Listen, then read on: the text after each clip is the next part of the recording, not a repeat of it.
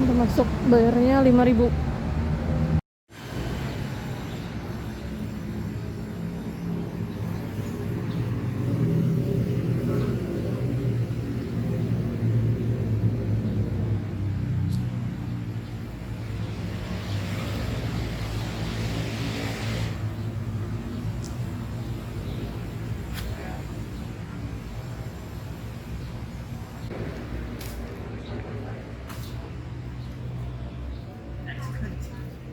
Next time.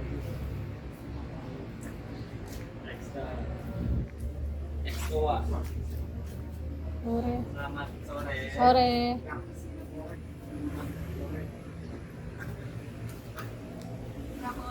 Dua. Ntar dulu mas. Oh. Ini taman air ini ya Sunyaragi. Yang bisa beli dari Traveloka. Oh, beli dari kantor. Ini isi juga. Bentar. Aku WA dulu ya sama yang pegang adminnya sih, Mas. Oh.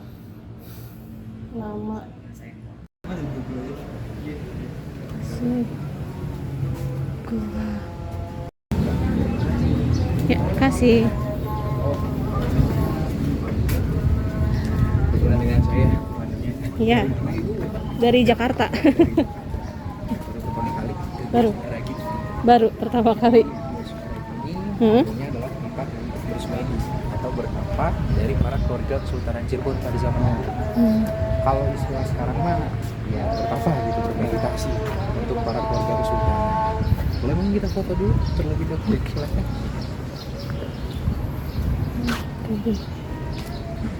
Ini bisa dipakai acara ya? Iya betul, ini dibangun, kalau ini tidak termasuk situs Bu.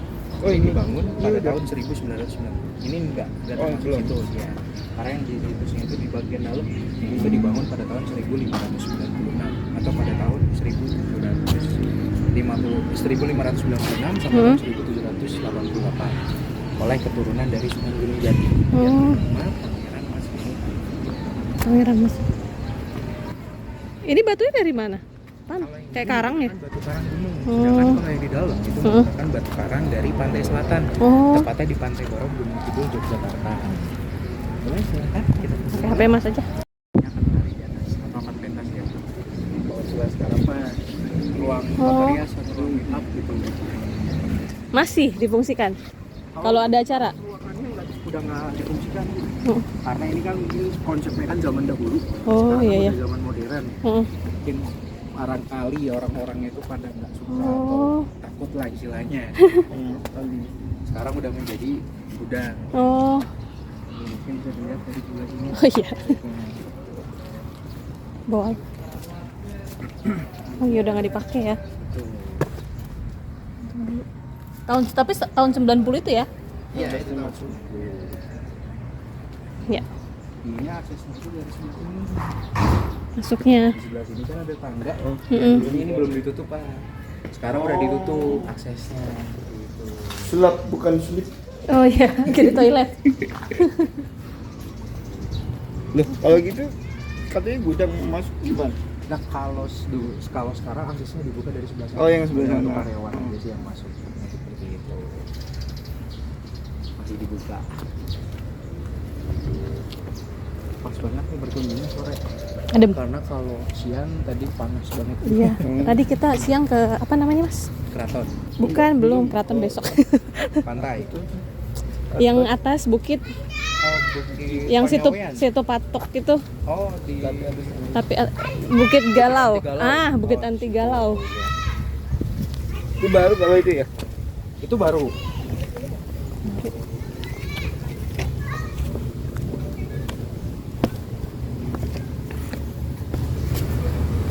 Mungkin saya minta waktunya dulu sebentar untuk saya memperkenalkan diri sekaligus menjelaskan apa itu Taman Sari Gua Sunyaragi.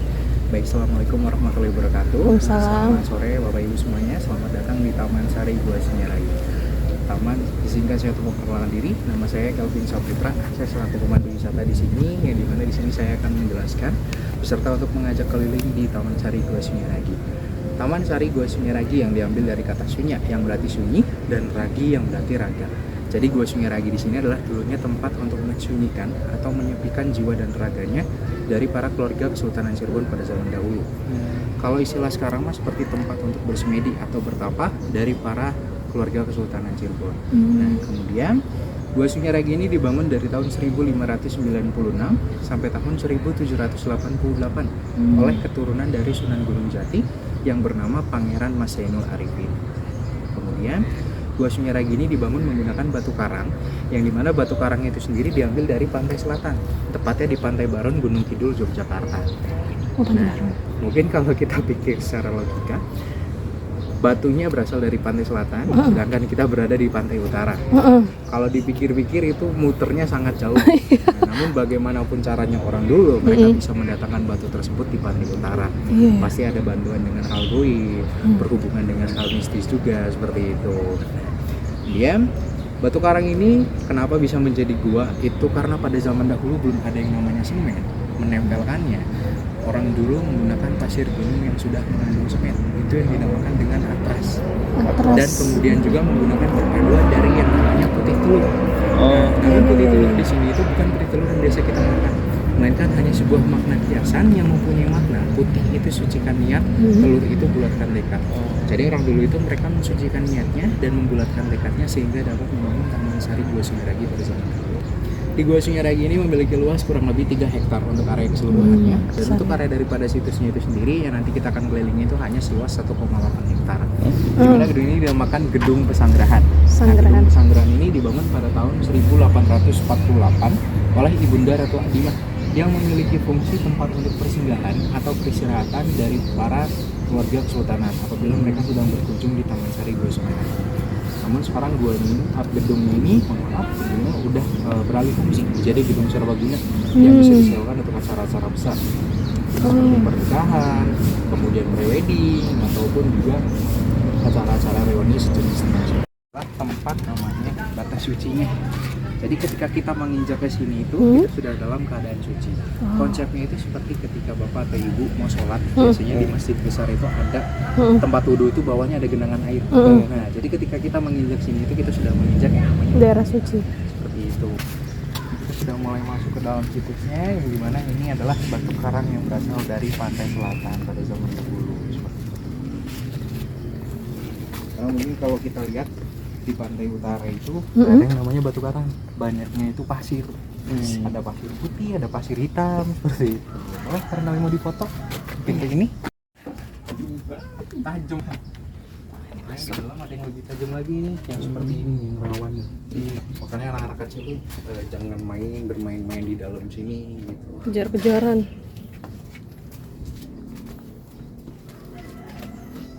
Kalau kita berkunjung ke sini sepi, itu kita banyak spot fotonya dapat.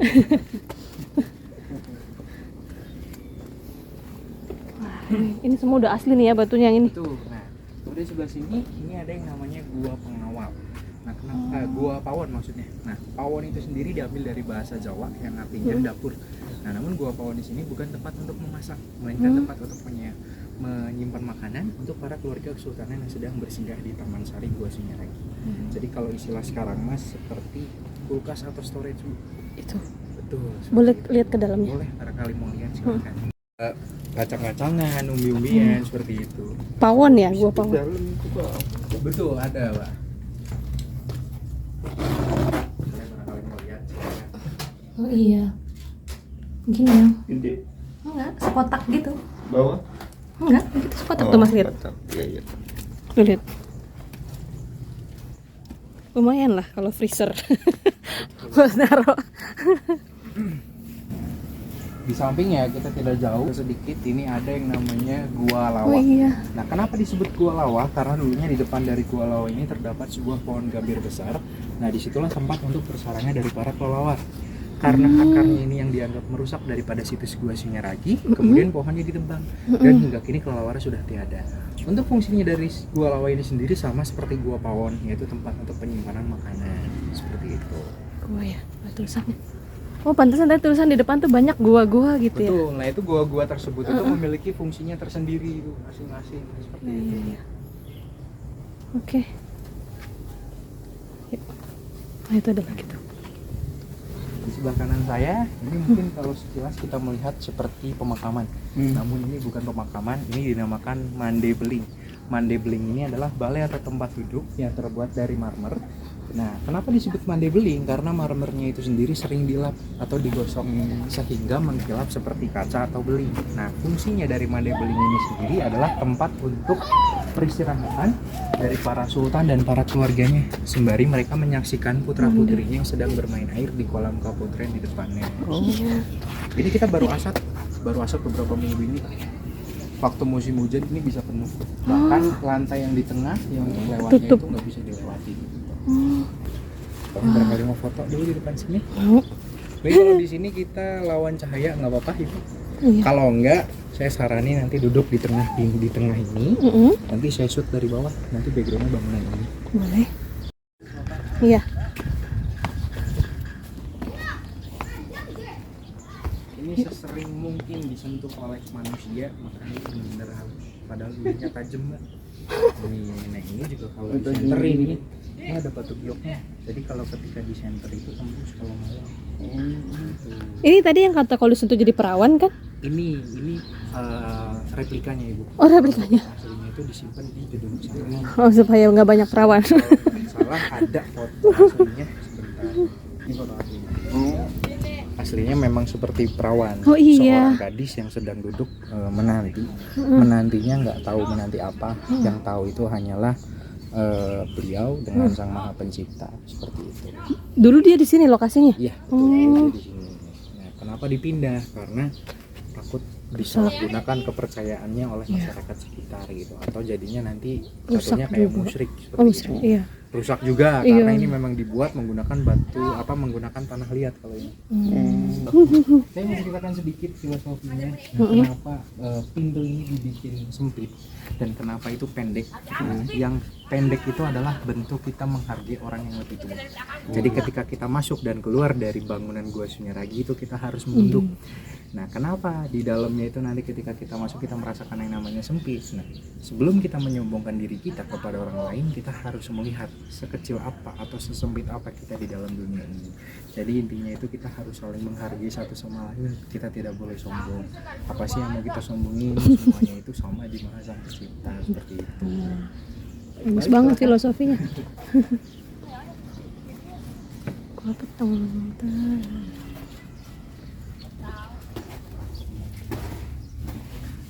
Silakan. Pelan-pelan. Ya. Turunan.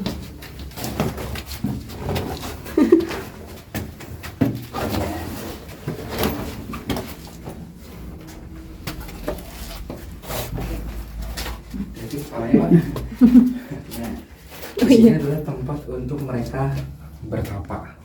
Para prajurit bertapa, mereka melatih ilmu kekebalannya di sebelah sini. Kalau kita rasakan di dalam sini, kita merasakan yang namanya dingin atau sejuk karena dulunya dialiri oleh yang namanya air seperti itu. Makanya dingin kita merasakannya. Temboknya juga dipegang tetap lembab. Walaupun di luar mau sepanas apapun, pasti ketika ada orang yang mau masuk sini, saya bawa masuk, Mas kok di dalam dingin, padahal di luar panas banget gitu. Hingga rata-rata kalau zaman sekarang batunya itu ketika di luar panas ikutan panas. Benar, tapi dalam tetap hawanya seperti ini Bu, nggak berubah temboknya ini. Karena ini di sini nggak ada unsur besi, masih menggunakan yang namanya kayu, dan ini yang bangunan dari zaman dahulu seperti itu. Mari kita lihat.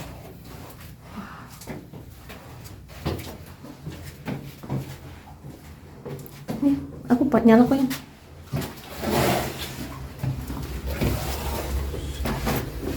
Di sini hati-hati Pak, kepalanya Pak. Oh iya. Iya ya, kayak lembab ya. Oh, sekolah. Iya. Muter.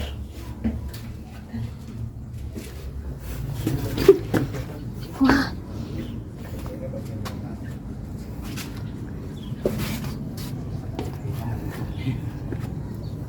Di sini aja kalau Pak, kita ada. Oh. Apa foto? Oh iya.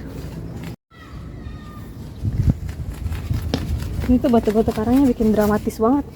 Nah, di sini kita sudah sampai di yang namanya kamar kaputren dan kamar kaputran. Ini yang putri, ini yang putra. Namun kedua kamar ini bukan tempat untuk tidurnya dari putra Silakan Bu. Sultanan. melainkan tempat untuk mereka menimba ilmu atau belajar dari putra-putri kesultanan. Kalau istilah sekarang mah seperti pesantren atau private schoolnya dari putra-putri kesultanan. Bagus banget ya mas ya.